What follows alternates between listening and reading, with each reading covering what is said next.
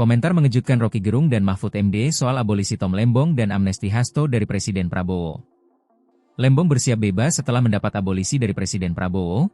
Keputusan Prabowo itu disetujui DPR pada Kamis 31 Juli 2025 malam.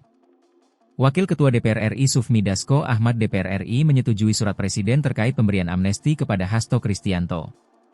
Amnesti merupakan pengampunan atau penghapusan hukuman yang diberikan oleh kepala negara kepada seseorang atau sekelompok orang yang telah melakukan tindak pidana tertentu. Pengamat politik Rocky Gerung menyebut pemberian amnesti kepada Hasto dan abolisi ke Tom Lembong menunjukkan adanya kecerahan dalam sistem Indonesia.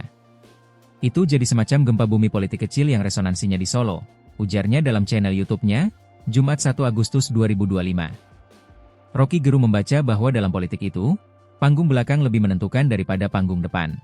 Kelihatannya memang Hasto tidak bersalah. Demikian Tom Lembong dan publik melihat bahwa ini suatu penanda kemajuan di dalam pengadilan kita, tuturnya. Hal ini kata dia sebagai penegasan bahwa politik dan hukum harus dipisahkan.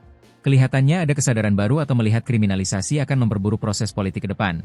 Sementara Pak Prabowo lagi sibuk sekali mengamankan anggaran mencoba mencari investasi dan berupaya untuk menampilkan profil luar negeri Indonesia yang sepertinya dianggap kurang bergaul, ujarnya.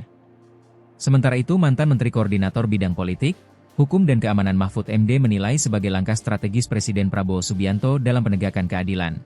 Menurut Mahfud kebijakan ini bukan sekadar pengampunan hukum, tetapi juga sinyal tegas bahwa praktik penyanderaan politik melalui rekayasa hukum tidak lagi bisa dibiarkan.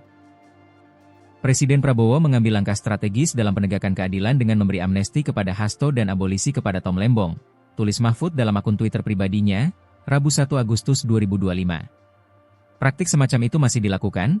Presiden kini memiliki posisi untuk menghadangnya. Ke depan tak boleh ada lagi yang menggunakan politik untuk merekayasa hukum melalui penyanderaan politik. Sebab kalau itu dilakukan, bisa dihadang oleh Presiden, ujarnya.